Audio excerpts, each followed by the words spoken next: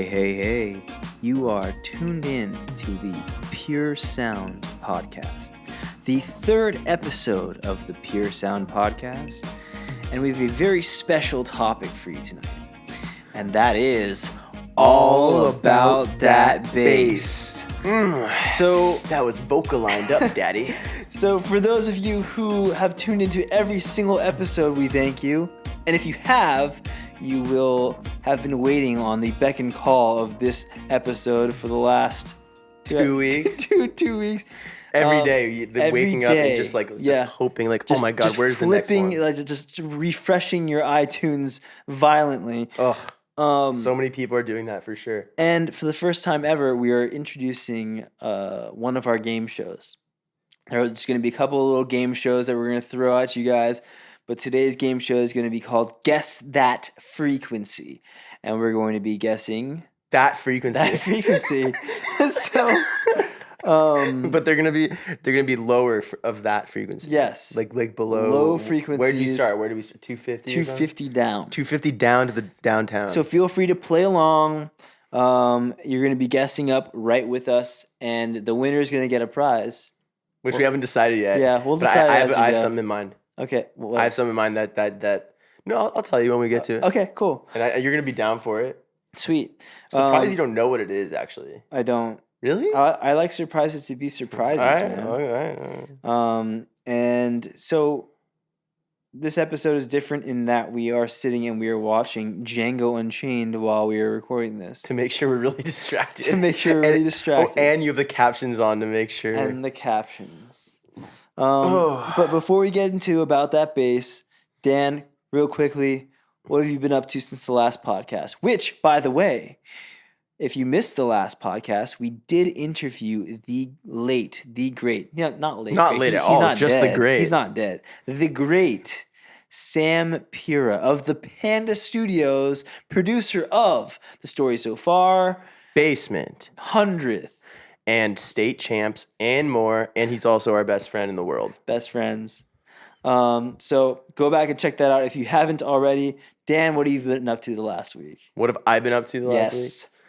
I've been doing a ton of library tracks. And for those of you that don't know what that means, that's like tracks for television and stuff like that. So it's like there's these libraries, which are basically companies that you submit songs to, and then they hold them in a database, and then advertisers or TV networks or TV programs will purchase those songs, and then you'll get paid for it. So been doing a bunch of that. I got Julian in on it. We've been doing it together a little bit.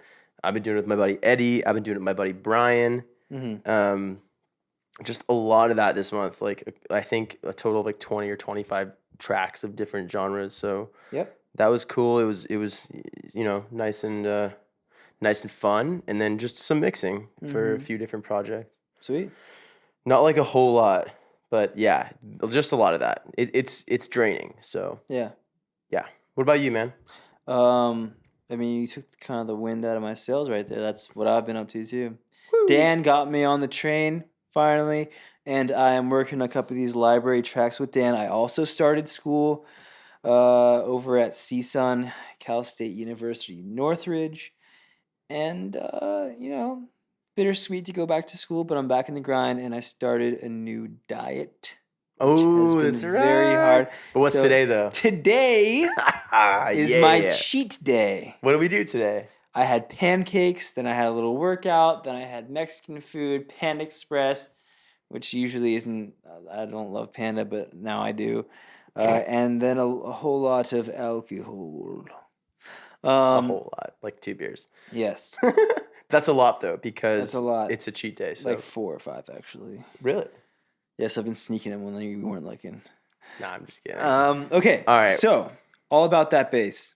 Dan. Yeah. Take it away, baby. All right, so let's start about it. So we want to, like we did on our last episode about guitars, let's start from the source here, yeah? Mm-hmm. So you're recording bass. You want a good bass. Yes. My favorite basses, which I think are probably also your favorite basses for rock, metal, pop. Yes. Anything but maybe jazz. Are you going to say what I think you're going to say? Would be the Ernie Ball Stingray. Ding, ding, on the ding, bridge ding, would ding. also be the Fender Precision bass on the bridge. The Stingray. Yeah. Oh, I like the Ernie Ball. The. Oh, it is the Stingray. I thought you were talking about the bongo. When you said Stingray, I had no, the bongo. bongo's dope. I guess I've had one too many. You're right, man. The bongo's dope for like slap pop. Is it? Yeah, The dopest. I bet it is. My buddy has one. It's super sick. Okay. Yes, Stingray. I take it back. Stingray. Precision bass. Rewind. Okay. So that one's dope, and then yeah, so those are great. New strings are always like 100% necessary. Like don't even record bass without new strings. It's stupid. And if you can't afford new strings, take your strings off. Start a pot of boiling water. Yeah, listen to me. Start a pot of boiling water. What? Throw your strings in there. I don't remember exactly how long it is. Look it up on Google. Boiling bass strings. And then take them off, dry them off, and then put them back on. Wait, you're serious? I'm dead serious, and it helps. Really? Yeah. Damn. Yeah. Absolutely. Dude, I'm gonna try that. Yeah. Start the pod right now. I was recording a full album one time, and I got halfway through the album, and all of a sudden, The strings died. all of a sudden, the tone of the song started sounding different, and I was like, "What the hell is going on here?" And I started like listening to everything, and then when I got to the bass, and the bass sounded like shit. All of a sudden, I was like, "What the hell?" And then I realized I haven't changed the. It's been like 4 weeks. We've been playing on these strings the whole time, Oof. and the bass, I changed them out, and like New life. clockwork, New it life. sounds like a Boil them every 2. So important. Boil them every 2. So yeah, that's what you want to do. Get your bass set up, put the new strings on. Like I only like to use like Mogami cables because like they sound the best. Like they really bring out the tone in your instrument. So that's what you should do also. No, I don't use any cable you want. Just get your strings right, and you're good. Mhm. What about you, man? Is there anything you want to? Am I missing anything? You want to talk about recording? Preamps? Do you go into like what do you like to use for pre? API 512C. No compressors going in or anything like that. Nothing. Or Okay. some people like to use the Neve, like the 1073 is also a classic choice. What about input volume? Like, how hot? Literally as hot as you can go. You want as much saturation from your pre as you can on bass, because and if you're once again on the 10 set, so the API 512 only has one knob, so you can't drive the input and then back down the output and add those nice harmonic frequencies. With the 1073, if you're using a bass, it's great, or a 610 I think has also the capability, the UA 610. You can push the input. Yeah. And then back down the output, so you're getting some nice harmonics. Right. So you're adding some higher harmonics to your bass that would not be there. So those are dope. Okay. Those are dope. That's it. API or the Neve. That's what I like to use. Dope. Yeah. Okay. Cool. So why don't you tell us about how you like to track bass? Yeah. Or how you would like people that send you stuff to mix to track bass. So like going back to the last episode, I could go again and spend another 30 minutes talking about accuracy and recording DIs and stuff. But we've already done that, and what applied to the guitars in the last episode applies to bass in this episode. Like what Sam was saying? Even more so. Like what Sam said. Yeah. Where Sam likes to record DI, and he has this avant-garde, I guess, technique where he doesn't even use an amp sim or anything because he wants it so accurate that that if it's accurate enough in the DI, it's going to translate great to the amp. Even more so than if you actually played straight into the amp, because you're hearing all those imperfections and you're getting what's the most important part, especially for bass, is all of the transients right on the beats. Yeah. And it's so important, especially more for bass even than guitars, in my opinion. Honestly, yeah. Because that's what's locking in with the kick drum. So yeah, like I said, I could spend an hour talking about all those techniques, but what applied in the last episode applies to this episode in the bass. You want it so accurate to the point, and depending on the genre, if it's metal, especially nowadays with the newer and more current trends in the metal genre, you want that thing to almost sound like it's a MIDI instrument. Yeah, almost. it has every single note has to be 100%. It's just what it is. Full volume, Like, full aggressiveness. yeah. Punch in every goddamn note. Yeah, it's just if you want that really attacky, accurate sound, like so many of the top bands in the genre are getting these days, you almost want the bass to sound like a MIDI instrument, and you're not going to achieve that sound out of a real MIDI instrument. Nope. But you will be like striving for the effect and the accuracy of a MIDI instrument through the bass. Quick question for you, Jay. What? Just to interject. If you were, hypothetically, Mm-hmm. to use a MIDI bass instead Yes. of a real bass, Yes. what do you use for that? Trillion. Yes. Spectrasonics Trillion So good. is great, and it's even better when you treat it as a DI. Oh, you don't use the amped version. You take off the amp all the way. I do appreciate the amps. I'm not going to hate on them. Yeah. But when you just treat it as a DI and then do your thing from that point, Yeah. I've had better results. For sure. I actually have never tried it. It's great. Yeah. It's great. Which one do you use? Is there like a certain bass on it that you use or preset or something? I like the P bass, and there's the Fender is good too. I think one of them goes lower than the other ones if you like to do lower tunings. There's like a P bass and a 5-string P bass or some crap. I believe so. And I think there's also a Stingray. Is there? Model? I think so. Shit. Yeah. Sick. Nice. Yeah. All right. So that's about it. You want good note choicings, and that goes back to what we've stressed so many times about the arrangement. You don't want the bass playing really high notes all the time and conflicting with, as you know, so many times when we've shown each other mixes of bands that have sent us tracks, because you and I would never let this be the case if we were tracking bands from the start. Yeah.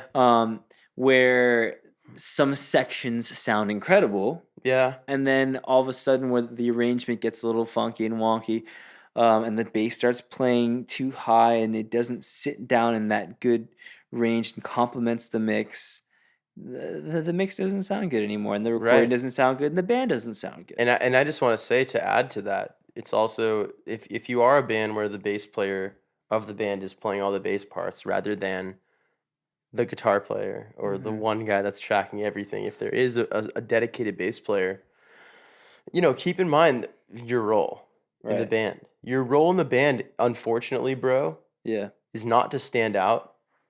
You are the unsung hero of the mix. Yeah. Without you, it sounds like dog shit. Right.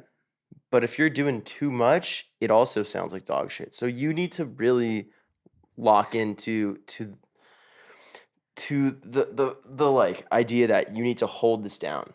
You're not holding it down properly. It's not your time to shine. And if you're a band and you know that your bassist is that guy, throw him a bass solo every once in a while. That's fine. Just play some ambient guitars, throw the guy some bass solo, and get it out of the way, and let him feel good for a little bit.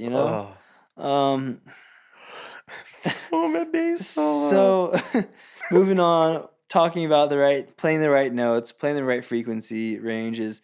What about editing? How do you approach? Do you have any thoughts on editing, or do you just kind of? Yeah. What's that? Like a lot of bassists, end their notes too early. Yes. So what I do? Yes. So check it out, man. Like what I do is, because I don't want to hear the space between the notes and bass. I tell them to play it forever. I want every note to never end and then the next note just start. So in Pro Tools, what I'll do is I chop off the last 16th note or 8th note between every note, cut it, and then polyphonic note stretch it. So say the phrase is dun dun dun dun, whatever. And the bassist is playing it like dun dun dun dun. I'll cut off whatever his blank space was, drag each note with elastic audio to the next note. Yeah. Da, da, da, da, so it's legato. Absolutely. In I heavy do that parts, too. bass is a legato instrument. There cannot be spaces. It's just like what Sam was saying. He was saying he'll have the guitarist hold a note at the end of the progression and not slide down to a note because he doesn't want to hear that slide. Yeah. Same thing goes for bass. Even more important because Yeah. that shit's got to be constant. It cuts out. It's gotta be a very fluid instrument. It can't stop. When bass stops, Then you have all these holes in the you recording. can't have those holes. Yeah. Guitars, it's like you were just saying. I think it's even a bigger deal when bass is edited improperly. Yes. Than when guitars are. Mhm. It's literally, bro, you're the unsung hero. Ain't no one gonna recognize you sometimes, but they'll sure as hell miss you if you're not there, and they'll sure as hell miss you if you're not playing the right thing. Mhm. So play the right thing, dude. Yeah. Be a team player, man. Absolutely. That's it. Sweet. So, bass amps versus bass sims, and maybe some miking techniques. Oh, you wanna talk about that? If we go down that road. All right, so can I talk about that for a quick second? Yes, Are you sure? if you want. I'm just kidding. All right, cool. So I just recorded a band called Black Sheep Wall. I think I like talked about them last time or something, but they're like a super sludgy, like grimy, down tempo, freaking indie metal band. And like they were using some crazy bass setup. It was like, gosh, what was it? It was some sort of Sun bass head through a bass cat, like an Ampeg 810 or 610, and it sounded so sick in the room. Like it was one of the coolest things ever. And I threw mics up on it. I threw a 421. I threw a Sennheiser 906 or 609, whatever it's called. I threw some ribbons up there. I threw some 57s up on there. I threw all kinds of stuff on it. Every speaker, tried every combination, in phase, out of phase. Hours. I spent hours. I had a room mic. Literally, bro, Mm-hmm. it sounded cool, right? It sounded cool. But it didn't sound great. Mm-hmm. We're like, nah. What was it missing? It was missing bass. There was no bass. Right. I was like, hey man, let's plug your pedal board into the API and then let's go into an amp sim. Plugged it in, sounded 10 times better. Oof. And it was super depressing. We were all super bummed. We were like, dude, we just spent 4 hours freaking trying to get a bass tone. But Nothing. but aren't you supposed to use analog gear that doesn't sound as good over DI gear that sounds better? Ooh, we got fighting words thrown out here. You know what, man? I think I'm it's just situational. kidding, I'm just kidding. So Yeah, here's no, what I want to no, say. I think the reason that happened was they were tuned to like G or something like that. So it was so low that I don't think maybe I don't know. Maybe I just suck at miking and bass cabs. Like I'm not gonna be pretentious and so like you can use all these other reasons why whatever. But like I think the main reason was like the bass cab and the combination of that and the mics like weren't able to faithfully reproduce the Was bass the bass impact. player like a big fat guy? No. That's the problem. See, in the bands where the bass player is a big, heavy, honking, big old guy, Oof. you'll get those tones straight in. Yeah, fat bass player is super nice. Ooh, here's a pro tip. Make sure your bassist is fat. Fat as fuck. So like, no, like going back to being real, like it sounded bad. It wasn't bassy. The bass was too low for those mics to pick up anything fat. So it sounded thin. Yeah. And I wanted a good tone going in. See? It was thin. You It said wasn't it right fat. there. It wasn't fat. Exactly. He sounded like a thin bass player. He sounded like a thin. Jason is thin. He was thin. Yeah. That's the problem. So yeah, but at the end of the day, we got his pedal board going into the thing, and it sounds really cool. Dope. So as a general rule, like, try both. If your band's coming in that has an amazing bass tone and they want to try their amp, dude, like try it, right? Mhm. But I'd say like 90% of the time, like I mute the bass amp, and I've been sent hundreds of mixes from bands where they have a bass amp and a bass CI, and I almost always mute the amp. Always, I do. And I do always. And I was talking with Jay Baumgartner years ago. He used to mix Linkin Park and Evanescence and all these bands. And I was like, "What's your bass thing?" He's like, "Oh, I mute the amp. Just use the DI. Never use the amp." I was like, "Really?" I was like, You never use the amp. These guys record at $1 million studios. You don't use the amp? He's like, no, DI sounds better. Yeah. I was like, okay. I was like, if it's good enough for you, I guess. It's called sound. Cool. It's what sounds good, man. Nah, it's not man. like it's not called gear. No, it's what sounds good on paper, Yeah. dude. Yeah. All right. Well, all right. Okay, so moving on. Yeah, we got something for you, man. Okay, so yeah, sorry. Moving on. Mixing bass. Let's talk about mixing. So why don't you share a general mix philosophy with us? Like how, like, okay, just to preface this with a question, like, what role is your bass guitar playing in a mix? You know, more and more, I've seen a trend leading towards bassier and bassier recordings in the last couple of years. That's good. Have you? Yeah, I feel that. And man, I just like it's kind of changed my perspective on mixing bass, and you know, recently I sent a band a mix that in my mind thought it was really bassy, and I was like, oh, I don't know if I want to send this to them, if I should send it to them like this, because it was a spec mix. Lo and behold, I do send it to them, and their first comment is, yeah, it just seems like it's missing that like low punch, like that low. It's like, all right, Crank it more. yeah, dude. here we go. So, I do kind of sometimes shy away from having too much rumble, too much bass.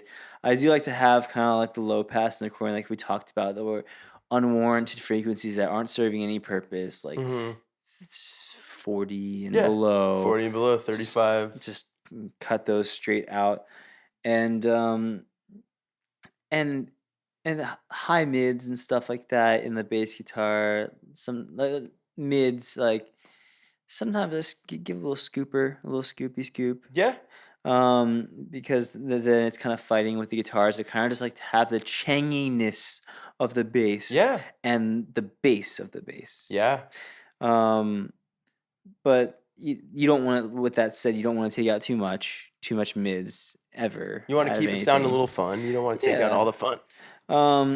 But yeah, that kind of leads us into like more in-depth mixing, like using compression and dipping some frequencies, like we were talking about earlier. Do you want to touch on that? Or? Before we even talk about the dipping frequencies, so since you're talking about like the more of the mixing thing, let me talk about the technique, the 3-band technique. Okay, the special that we were talking about. Yeah. Did I not talk about it last time? Did we just like say like I did it? We teased it, I think, and this is a revolutionary thing that, to be perfectly honest, I haven't had the put in the effort to try it yet, because I just didn't completely comprehend it. Dude, I've only done it a few times, so I don't know if it's revolutionary, but special like, Dan technique. You guys try it, try it. Talk about it. Honestly, you guys like.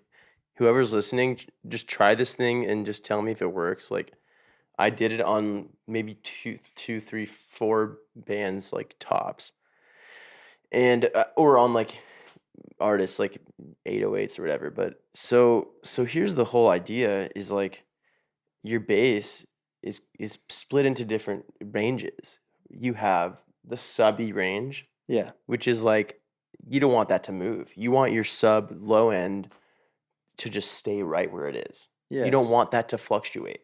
Constant. When you pick it, you don't want it to fluctuate constantly the whole time. You don't want it to fluctuate when you pick it. You don't want it to fluctuate when you slide. You don't want it to fluctuate when you play a higher note or a lower note. Right. So I'm just going to go off this. So let's say that's your 30 hertz to 100 hertz, 110. Okay. And this can be to taste depending on the tuning of the song. Yeah. So this is so you want that range to be constant. You want your mid range, which is like, I don't know, 150 to 1K to sound a certain way. You want that to be fairly constant and also have a lot of bite and a lot of grit and a lot of attitude and compression. Compression, exactly. And then you want your top end to be pretty dynamic. Yeah. You don't want it to be too slammed. Right. And you want it to hit a very certain peak of a frequency that is unique to the bass in the recording, so you can hear it. Right. So for this reason, I employed a technique where I split the bass into 3 tracks, and I will do a low pass on the first track from 30 hertz all the way up to 100 hertz, 110 hertz, with like a 12 dB per octave slope, so it's not totally cut off. On the second one, I will do a band pass from around 110 to 1K. Mm-hmm. And on the third one, I will do a high pass from 900 hertz to I guess technically this is infinity a band and pass. beyond. Well, not even infinity, because I was going to say I'll do a band pass. So I would go like 900 hertz to 14 kilohertz. And I'm not even going up to 20, maybe 12, maybe 10. It depends. Right. So that way you have totally independent control out of each of these frequency ranges. Mm-hmm. And some people were asking me online, like, that's a really cool technique. I get it, but why don't you just use a multi-band compressor? Mm-hmm. And my answer was, because I use a different amp on each section. Do you know what I'm saying? Yes. So I will use a different amp on the sub than I will on the mid, than I will on the high. I actually use a guitar amp on the high. Mm-hmm. No bass amp. Whoa. Yeah. That's it. Because you get Clank City. You'll use. I used a grind machine. There's an amp sim called Grind Machine. Yeah. Use that on the top end. Mids and lows, I'll use Guitar Rig, but I'll use 2 different cabs. I just experiment. Have you ever like done a demo like for fun? Like you're just like writing a demo and you use a guitar for the bass and then you drop it an octave in the pitch shifter? Of course. It's so funny. It's the funniest thing in the world. Yes. But it doesn't sound that bad. Like it sounds bad. It sounds bad. It sounds bad. But like not that bad. Like you just like fucking you low pass the whole thing to down to like 500 or lower. Yeah. Just for a demo if you're lazy. Hell yeah. But you get what I'm saying, man? Like so I'll just really quickly go through like what I do to each one. Mm-hmm. So I have a certain amp on the bottom one. I'll use Guitar Rig. I'll use the Ampeg model or whatever, and then slam that sucker. Slam it. So much compression, like you wouldn't even believe. So much to the point where there's 0 dynamics. Right. You always have low end when it's playing. There's no fluctuation. Mids, I'll do about 50% of that. So it's like there's some dynamic, but for the most part, it remains pretty consistent. Because you still want to hear the pick, you want the clank, you want the clunk. What are you using for the compression? API 2500. Okay. Is my fave. Or a CLA 3. See, this is like taking the concept of like a multi-band compressor and like going all the way full multi-band throttle, everything. pedal to the metal, and you're going 3 different tracks instead of 3 different multi-bands. Dude, I'm telling you, it sounds crazy, like a good idea. Yes, and then you can just go ham. You can EQ the mid range a certain way, and it's great. So then you get to the high end, and I've got a freaking tube screamer going through the grind machine or whatever, or even Guitar Rig, whatever. It's high passed. Sometimes I'll throw a de-esser on it because you'll get those pick scrapes that are nasty. So that keeps that in control. And then all 3 of those are being sent to a bus where I have a master control, which is like my whole bass bus.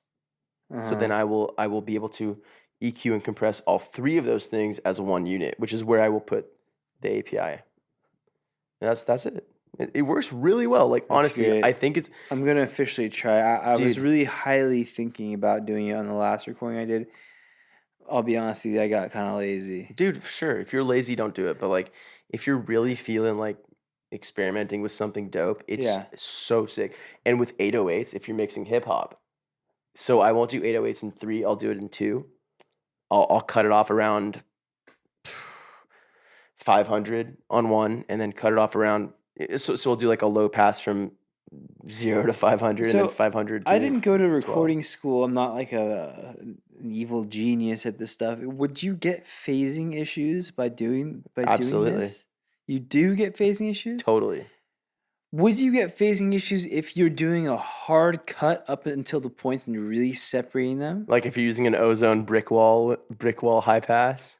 Yeah. I guess that would be the only way. I don't know any other plugins to do a brick wall high pass with. Mm-hmm. But I think who talked about this? God, I forgot his name. There was a mixer once that talked about phasing in guitars and bass, and said to a certain extent, phasing can actually be used to your advantage to create a more musical sounding EQ.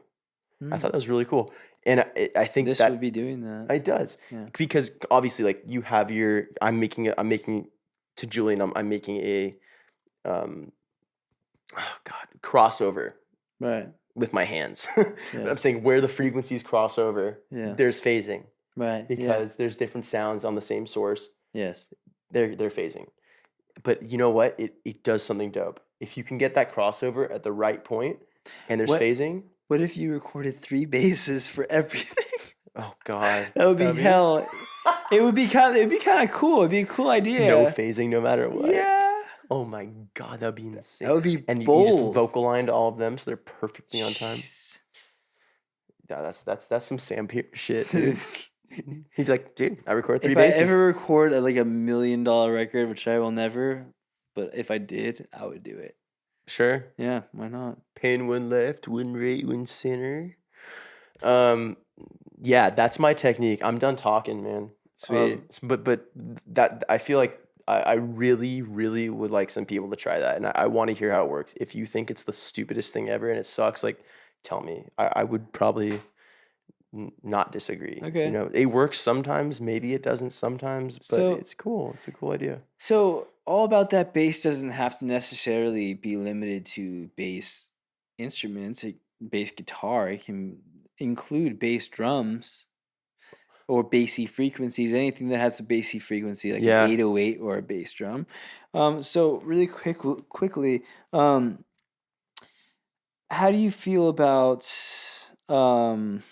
mixing bass versus the bass drum? Because love that in a lot of recordings, I think most mixers and engineers like to separate the punching frequency in the bass guitar from the bass drum. Hell yeah. What's your kind of take on that?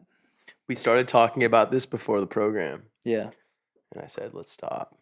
Because we gotta debate this here. Because I don't know. Is there a hard rule on it? Hell no. Like I said before, I didn't go to school, so I'm not a genius on this. They didn't teach us this shit in school. I learned anything in school, dude. No. Nah. Yeah. Dude, I learned about like technical stuff, but this is musical stuff. This is different. Okay. So, your opinion is as good as mine, dude. Yeah. Like, so you're saying your question is where should a bass drum live? Where should a kick drum? Where should a kick drum live? Where should a bass live? Yes. Or a bass instrument. Yes. Different places is always the right answer. I always, agree. 100% of the time. They always have to sound different. Mm-hmm. The question is, which one's lower?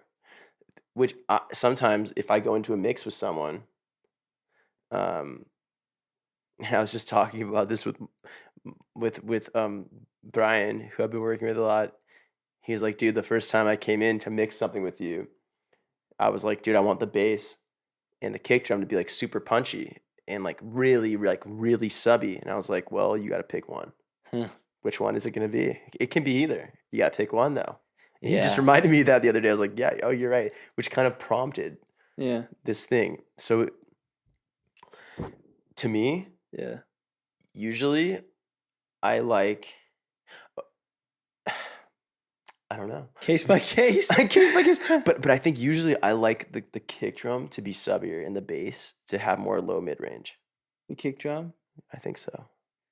But it also depends on the tuning of the song and the genre. I want to agree with you. I don't think there's going to be much of a debate. I think I do agree with you. Really? But yeah, the tuning of the song, if it's really really chunky, like I could see some cases where the bass could fill out some of those lower punchy frequencies Yeah. more. Yeah.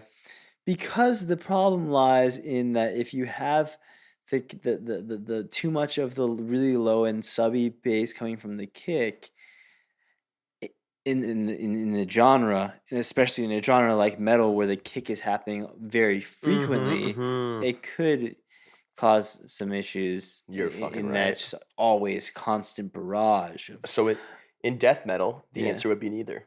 yeah. When you're doing a bunch of double kicks really quick, Yeah. you don't want that low end because And it lasts longer. You don't find that super low end in those recordings. And that's fine. And there's a reason for it. So it is a case by case, genre by genre kind of vibe. And I want to bring up a hip hop reference here. Like, if you listen to like beats by like Metro Boomin, for instance, like a big like hip hop producer, or like DJ Mustard or someone like that. You're listening to 808s. Yeah. Dun, dun, dun, dun. Sometimes they get super low. The kick drum on those hip hop recordings is not fat. It's like, dude, it's mids, dude. It's like, exactly. Yes. Sounds like it's a fart. Fart mids. It's like fucking like 150 to 500 hertz, but it sounds so fat. Yeah. Because the 808 and they'll take the attack off the 808. Woof. So that if you sold the 808 really sounds like this. There's no attack on it. Because that's all the kick. Because the kick takes care of that. And that creates one large sound. Yeah, you're right. And that's going to bring me to a quick thing, which is, okay, if your kick and your bass drum are fighting, why do I keep saying that? If your kick and your bass are fighting, say there's a situation where like they have to be in the same frequency. Tuning of the song, tuning the kick, like whatever. Like they're clashing, even if they're not, and they're still clashing. Sidechain the bass guitar to the kick drum. Every time the kick drum hits, sidechain compress it so it dips out a tiny bit. You do that sometimes. I've seen you do that. Yeah. Right? Yes. Dude, set your key input on a compressor on the bass track to be keyed in by the kick drum. Every time the kick drum hits, the bass dips out a little. Leave a little room. Right. Let it happen. Yeah. So that's all I have to say. I like what you have to say. Talk to me. Do you have anything to add to that? I have nothing to add to that. I liked every single bit of it. Oh. Yes. Ding ding ding ding ding. Yes. Ding ding ding ding ding ding ding ding ding. Which brings us, hopefully I'll have like a little effect bell that keeps rolling through all this. Yeah. To our first ever Name That Frequency game. Yeah. The game show that you've all been waiting for, where we guess that frequency. You're supposed to say that with me. Okay, try it go again. again, go again. Where we guess that frequency. The way this is going to work is that one of us is going to be standing in front of a pair of beautiful KRK speakers. What model? KRK Rocket 5. Oh, those are my favorite. And we are going to be listening to a oscillator generated frequency, which we have assigned names to. And we are going to be just doing just that, guessing those frequencies. So you can play along with us. We will play the frequency while we're guessing. And our first contestant is going to be Mr. DB. Really? Okay, well, let's really quickly. How many different frequencies do you have? Like 9 or 10. Like 10? Yeah. Okay, so I figure we'll do 5 each. We'll do 5 each, but some of them can be the same. Okay. Yeah, well, so one of us will be choosing them at random, and then quizzing the other one. Yes. And if you get within, what's our tolerance range? Within 10 hertz? Yes. 10 hertz. 10 hertz down or up? Yes. Then that's a yes. That's a yes. Whoever gets more. Yep. Will win what? Are you ready for this? What? Yep. A free bowl of pho. Worth $7.45. For those of you at home who don't know, pho is me, Julian, my favorite thing in the world. I actually last year drove 5 out of 7 days of the week, 35 minutes to go buy pho in a faraway land that is the San Fernando Valley. So, without further ado, let's play Name That Frequency. All right. I'm going to be quizzing Julian on these frequencies. They are all 250 hertz or lower. And he has I'm nervous. You should be. I'm so This nervous. is intense. You're grasping your stomach. My like, entire career is literally on the line right here. You're gonna look like a fool. People are gonna hear this and you're like, what? He didn't fucking know that? I am not recording with him. oh, God. So right now we have 10 different frequencies on the desktop, ranging from 250 all the way down to, what's the lowest one? 58. Yeah. All right, because honestly, we don't have a sub in here, so right now, so that's about as low as we're gonna deal with. So let's get started. Best out of 5 is gonna win a bowl of pho. What's the restaurant, baby? Pho 1 on Van Owen and Fallbrook in Woodland Hills, in California. Oh, that's a shameless plug. Okay. Okay. Number 1. Think about it. I'm going to play it one more time.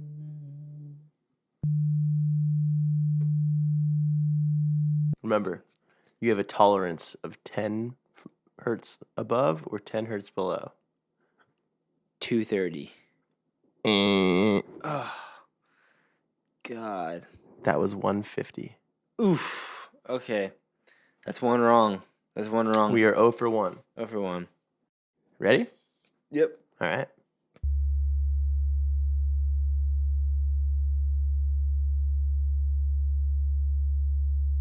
I'll give it to you one more time. Ready? Okay.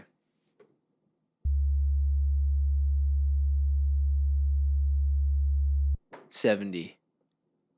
Exactly on the money. Oof. It sounded like an octave below the last one, which was close to 7 times 2 is 14, I so I went a screwed little lower. I screwed up. I No, should've given but you I something would have harder. been able to reference it from anywhere because I'm a Dude, genius. That was.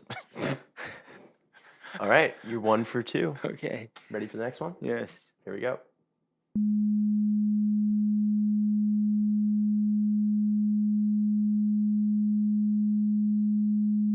And one more time.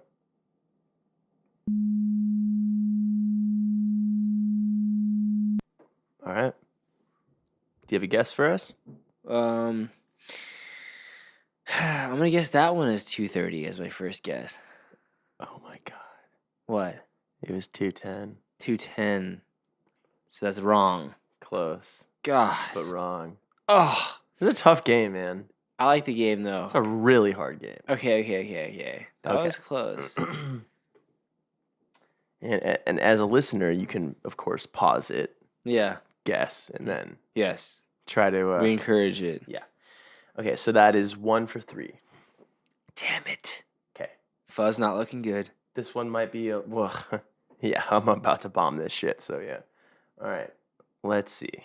Well, because it's one thing to know how low, like, a frequency is when you're mixing something and sweeping around, but hearing the actual note. All right. You're 1 for 3. Yes. We're going to go to our 4th frequency. Ready? Mm-hmm. Here we go.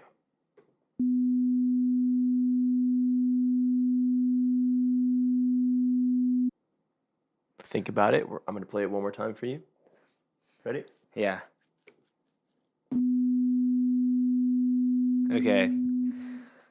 Well, I know that the highest one's 250. I can't imagine there's one that much higher than that, so I'm going to guess 250. You're on the money. Ooh, yes. Beautiful. That is 2 for 2 for 4. I have a 50% so far. okay. All right, we got one more, and here we go.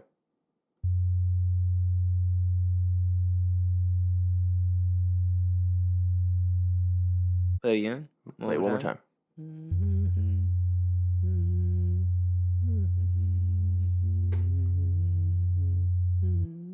Use that perfect pitch.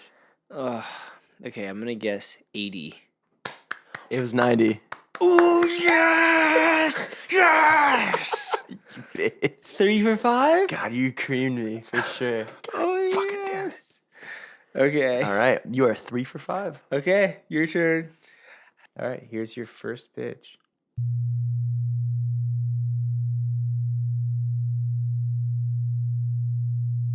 Okay, Would you like to hear it again? one more time. Okay. So I'm gonna go Who Wants to Be a Millionaire here. My mother used to sing me 250 Hertz every night when she tucked me into bed, and I remember it being something like. "Dun." So half of that would be 125, which would be. Dun, if my math's right? That's half of 250. Dun, sounds like you're going. Dun. So I'm gonna have to go with 120. Final answer. Oh my good golly gosh. That is a 100% A+ answer. Yeah. You are 1 for 1, my friend. Yes. Okay. All right. Let's up the ante. Here So we I know go. my 120. Dun. Okay. Yep. Cool. So here's your next frequency. Okay. Ready? Yes.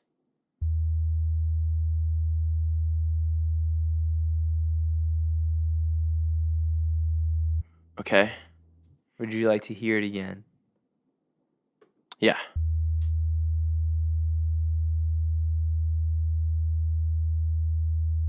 Okay. So using the 125 as a base, that sounds like it's about a fifth down. Dun, dun. So dun, dun, dun, dun, dun. So I don't know even how that's gonna help me. You're just stalling at this point. Well, okay. I'm just kidding. Okay. 70. I'll take it. It was 80. Yes. Okay. Yes. Yes. Yes. Yes. That's 2 for 2. Fuck yeah. You're making me Fuck yeah. very, very nervous. What did you get? I got 3 for 5. Fuck yeah. However, regardless, you still owe me spring rolls at pho. So if I have to buy you Ooh, pho, then I'm you buying still you- have to buy me spring rolls. What was that from again? It was another bet. Side bet, little side bet a we little got? side bet. All right. I'll give you a hint. Take that out. Next. All right. Next one. Here we go.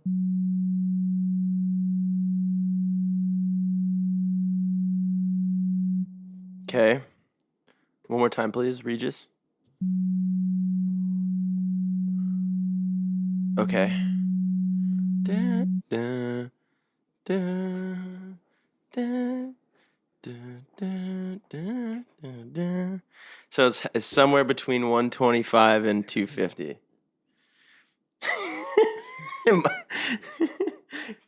Give me something, Don't Regis. look over here. I can't see anything. I'm blind as a bat. Dun, dun, dun, dun, dun, dun. 170. That will not cut Crap. the cheese. It was 210, wasn't it? It was 185. Oh! 5 off. Damn it.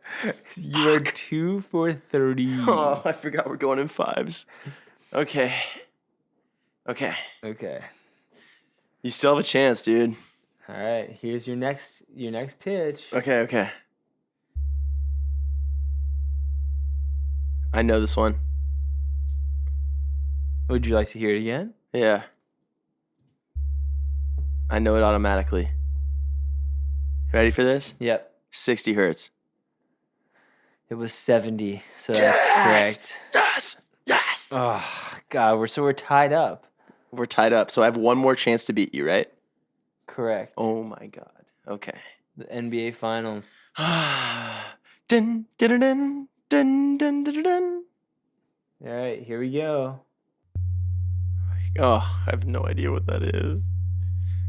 Oh, actually, maybe I do. I think I know exactly what that is. Oh, man, but it's either 20 off or... oh, my God.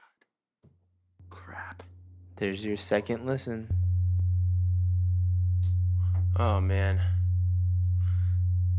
Well, there used to be this song that my father used to hum while he was working. He'd go, 110 hertz, 110 hertz.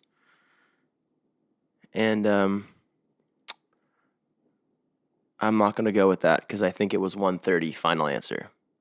It was 90 hertz. Shit! We need a tiebreaker, my friend. That's insane. All right. Okay, we're going tiebreaker, so you need to pull up the Logic noise generator, and we're each going to pull one up, and we're going to write our answer down on a piece of paper. Okay. Oh, no, I'm not. We don't have to do that. I'll just say it. Don't tell me if I'm right, and then I'll do one, and I won't tell you if you're right. And what's the tolerance on this one? 10 plus minus?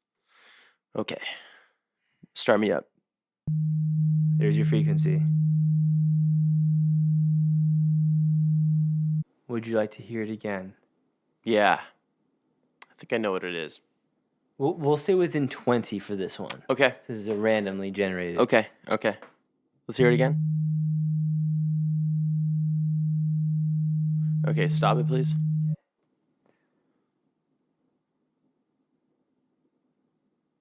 .440 is dun.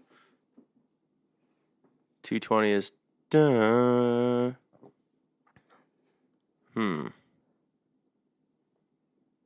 Stop trying to sound fancy and I'm just trying. I'm trying to see if I don't have perfect pitch, but I'm just trying to go off songs I know and know that it's an A. Can I hear it one more time, please? Yes, sir.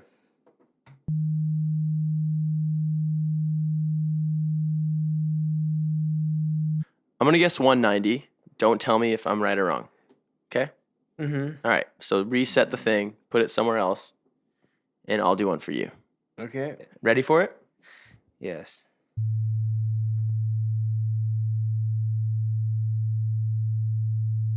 Okay. One more time? Yeah.